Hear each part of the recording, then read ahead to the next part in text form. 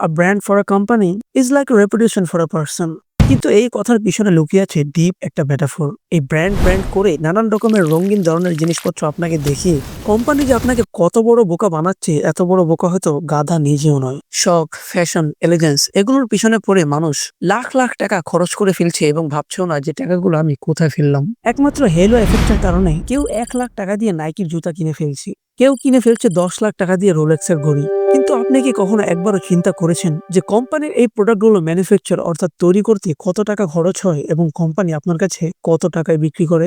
আজকের ভিডিওটি এই টপিক নিয়েই। চলুন আপনাদের কাছে শেয়ার করি যে কোম্পানি কিভাবে আপনাদের সাথে ডেঞ্জারাস গেম খেলছে।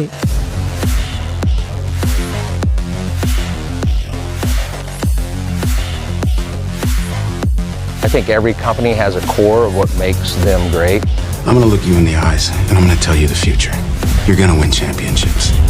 It's an American story, and that's why Americans are gonna love it. Nike ব্র্যান্ডের ব্যাপারে আপনাদের কাছে আমার পরিচিতি ধরার কিছুই নেই। ওয়ার্ল্ড ওয়াইড ফেমাস একটি ব্র্যান্ড। নাইকি কোম্পানির সবচেয়ে এক্সপেন্সিভ একজোড়া জুতা ম্যানুফ্যাকচার অর্থাৎ তৈরি করতে কোম্পানির খরচ হয় 16 থেকে $20 মতো, যেটা বাংলাদেশি টাকায় কনভার্ট করলে আসে 2427 টাকার মতো। এখন কথা হচ্ছে কোম্পানি বিক্রি করছে কত? নাইকির সবচেয়ে এক্সপেন্সিভ জুতার মডেল হলো দ্য ডাইনাস্টি কালেকশন। এখন কি মনে হয় সেটার প্রাইস কত হতে পারে? $100, $200, $1000? দি ডাইনাস্টি কালেকশনের এক জোড়া জুতার দাম হলো প্রায় $8 মিলিয়ন, যেটাকে বাংলা টাকায় কনভার্ট করলে হয় অ্যাপ্রক্স 97,12,43,200 টাকা।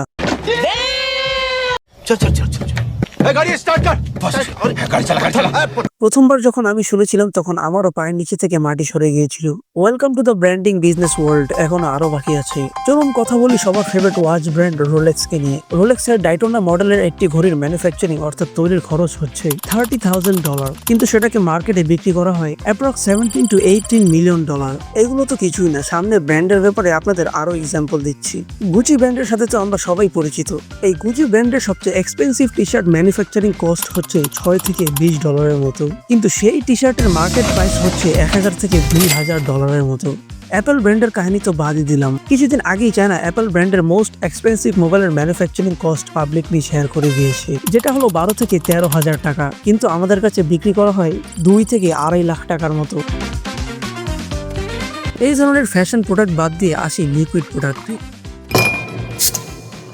এভিয়ান কোম্পানির একটি মিনারেল পানির বোতলের ম্যানুফ্যাকচারিং কস্ট হচ্ছে 30 থেকে 40 সেন্ট, অর্থাৎ 30 থেকে 40 টাকার মতো, কিন্তু 1.5 লিটারের এক বোতল পানি বিক্রি করা হয় 560 থেকে 600 টাকার মতো। কোল্ড ড্রিঙ্ক পেপসির একটি বোতলের ম্যানুফ্যাকচারিং প্রাইস হচ্ছে 10 সেন্টস, কিন্তু মার্কেট প্রাইস হচ্ছে $2 থেকে $2.5 মতো। এই ধরনের লিকুইডের প্রাইসে হয়তো আপনার পকেটে তেমন একটা এফেক্ট নাও পড়তে পারে। চলুন এবার কথা বলে লিকুইড বাজারের ডাকাতি নিয়ে। ম্যাককলন নামের একটি পপুলার ইউরোপিয়ান উইস্কি ব্র্যান্ড রয়েছে। তাদের একটি বোতলের ম্যানুফ্যাকচারিং প্রাইস হচ্ছে €50, কিন্তু এমনও সময় গিয়েছে যে মার্কেটে এক বোতল ম্যাককলন উইস্কি বিক্রি করা হয়েছে প্রায় $2.6 মিলিয়ন।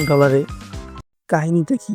এত দাম কেন? চলুন জানা যাক কোম্পানিগুলোর কিছু ট্রিক্স এবং সাইকোলজির ব্যাপারে, যেগুলো ইউজ করে এই কোম্পানিগুলো গ্রাউন্ড ব্রেকিং পপুলারিটি পেয়েছে। এই যে ধরুন নেটফ্লিক্সে কিছুদিন আগে একটি মুভি দেখেছিলাম, দ্য গ্রে ম্যান। মুভিতে রিয়ান গোসলিং যে জ্যাকেটটি পরেছিল সেটি খুব পছন্দ হয়েছিল। চলে গেলাম ইন্টারনেটে এবং সার্চ করলাম অর্ডার করার জন্য। সচরাচর মার্কেট প্লেসের দাম অনুযায়ী এই জ্যাকেটটির দাম হওয়ার কথা ছিল 5 থেকে 6,000 টাকার মতো, কিন্তু রিয়ান গোসলিং এর মতো একজন নামি দামি অ্যাক্টর এই জ্যাকেটটি পরেছে বলে এটার প্রাইস হয়ে গিয়েছে প্রায় 15,000 টাকা। ঠিক এমনই ভাবে নাইকি যখন মার্কেটে অন্যান্য শু কোম্পানিদের মতো একটি অ্যাভারেজ শু কোম্পানি ছিল, তখন একমাত্র মাইকেল জর্ডানের সাথে ডিল করার কারণে তারা আজকে এই পর্যায়ে পৌঁছেছে। A shoe is just a shoe until my son steps into it.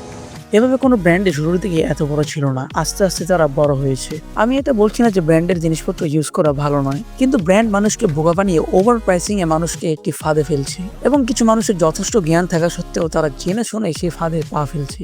এখন ধরুন নাইকির একটি জুতার প্রাইস হচ্ছে 10,000 টাকা। এখন মেসির মতো বিখ্যাত একজন প্লেয়ার যদি সেই জুতাটি পরে, তাহলে সেটার প্রাইস হয়ে যায় 1 লাখ টাকা, যার ফলে মিডল ক্লাসের যে মানুষরা রয়েছে তাদের জুতাটি পছন্দ হওয়া সত্ত্বেও তারা জুতাটি কিনতে পারছে না। কিন্তু প্রোডাক্টের পিছনে পাগল হওয়ার আগে আপনার চিন্তা ভাবনা করা উচিত যে এত টাকা দিয়ে প্রোডাক্টটি কেনার পর সেটা কি আপনার আদৌ কাজে আসছে কিনা। 1 লাখ টাকা দিয়ে এক জোড়া নাইকির জুতা না কিনে আপনি সেই প্রাইস দিয়ে অন্য ব্র্যান্ডের হয়তো 20টি জুতা কিনতে পারতেন। তাই জিনিসপত্র কেনার সময় আমাদের একটু সচেতন হওয়া দরকার এবং আমাদের আশেপাশে ঘুরে আরো বেশি করে দেখা দরকার যে প্রোডাক্টগুলো আমি ব্র্যান্ড বলে ওভার প্রাইসে কিনছি সেই প্রোডাক্টগুলো অফ ব্র্যান্ডে কিরকম মূল্য চাচ্ছে এবং সেখান থেকে কিনলে আমার ভালো হবে কিনা। সো গাইস, আশা করি ভিডিওটি আপনাদের কাছে ভালো লেগেছে। আমি ছিলাম মনিরুজ্জামান অপু আপনাদের সাথে। ভিডিওটি ভালো লাগলে অবশ্যই চ্যানেলে সাবস্ক্রাইব করবেন এবং বেল আইকনটি ক্লিক করতে ভুলবেন না। দেখা হবে নেক্সট ভিডিওতে।